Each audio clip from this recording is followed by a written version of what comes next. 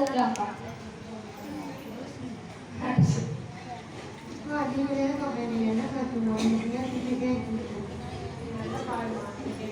Mic கிட்ட வச்சு பேசு.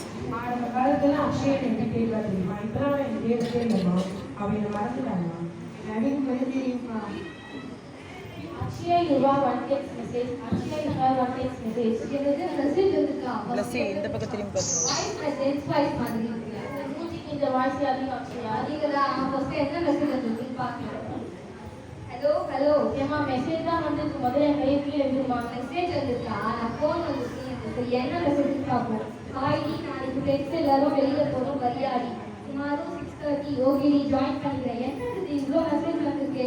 வாட்ஸ்அப், இன்ஸ்டாகிராம்ல, ட்விட்டர்ல வந்திருக்கு. ஏமா கிச்சி மூட்டை கூட்டமா இருக்கு. கையை கீழே விடுமா. ஏன்டி டச் பண்ணி சொல்றேன், இவ்வளோ கூட டச் பண்ண விட மாட்டேன். முதல்ல ஓல்டு மாடல் மாத்தி நியூ மாடல் வாங்க.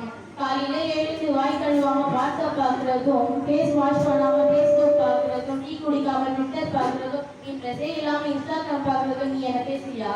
நீ ரொம்ப வாய் பேசுற. சார்ஜ் போயிட புரியுதா? நீ எப்படி பேசுறேன்னு பாக்குறான். ரோட் பார்க்காம டிவி பார்த்தா எவ்வளவு ஜாலியா இருக்கும். நான் எவ்வளவு ஜாலியா போகும். எங்க ரிமோட்டை காணும்.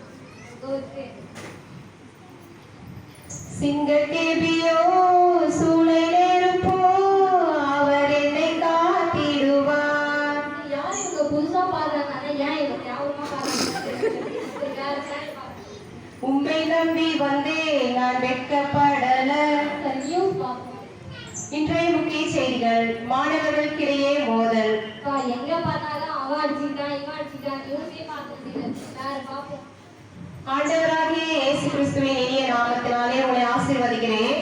ஆதியாகமம் 1:1 என்ன சொல்லுதுன்னா, ஆதியாகமம் 1:1 தாண்டி யாருக்காகவும் லேவியாகவும் என்ன ஒன்று வந்துட்டு பாஸ்டர் இன்னும் ஆதியாகமம் 1:1 இருக்காரு. எல்லாம் பாஸ்டர் அப்படின்னு பார்த்தா டிவியே வந்துட்டாங்க. இப்போ பார்த்து நான் டிவி ஆஃப் பண்ணேன். ரொம்ப வேற ஒர்க்காகவே பண்ணேன்.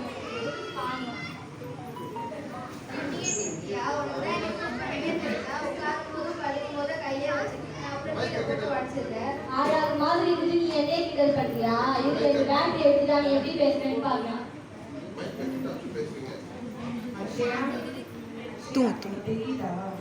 பைபிள் உங்களுக்கு தெரியாம இருக்குமா? அதுவும் நான் கிறிஸ்டினா பிறந்திருக்கேன். உங்களுக்கு தெரியும்னா வெளியே அசணும். உங்களுக்கு நல்லாவே தெரியும் பைபிள். நல்லதா எனக்கு ஞாபகம் வச்சுக்கே. கொஞ்ச நாள் டிவி செல்போன்லாம் வந்துடும். அதுக்கு தான் நீங்க முக்கியத்துவம் கொடுக்க ஆரம்பிச்சு அக்ஷயா. நீங்க மறந்துட்ட அக்ஷயா. இல்ல பைபிள் மறக்கல. இதெல்லாம் உனக்கு முக்கியமாயிடுச்சுல. ஆமா, இது இல்லாம லைஃப் எப்படி ரன் பண்றது பைபிள்?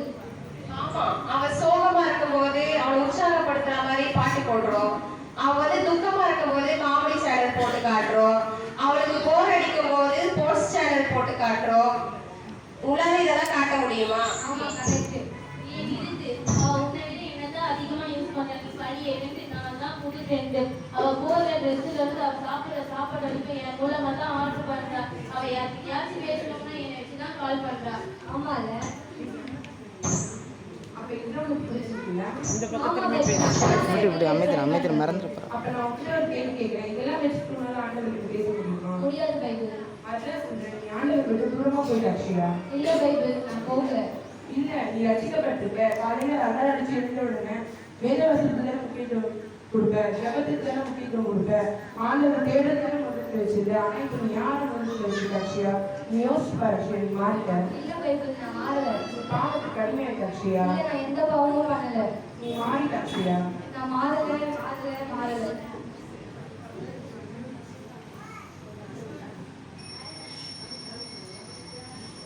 எனக்கு கனவா இருக்கணும். அதான் அடிக்கும் போது இதை ஆஃப் பண்ணணும்.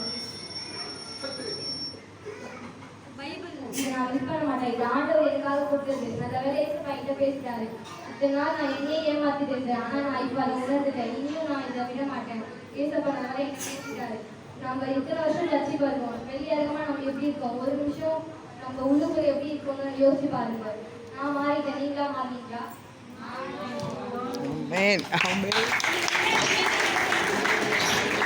நாமும் வந்து இந்த பிள்ளைங்க மாதிரி அப்படிதான் இருக்கிறோம். நாமும் நம்மளோட வாழ்க்கையில வந்து எதுக்கு முக்கியத்துவம் கொடுக்குறோம் நம்ம யோசிச்சு பார்த்தோம்னா, செல்போன், டிவி அந்த மாதிரி நிறைய உலக பிரகாரமான காரியங்களுக்கெல்லாம் நம்ம முக்கியத்துவம் கொடுக்குறோம்.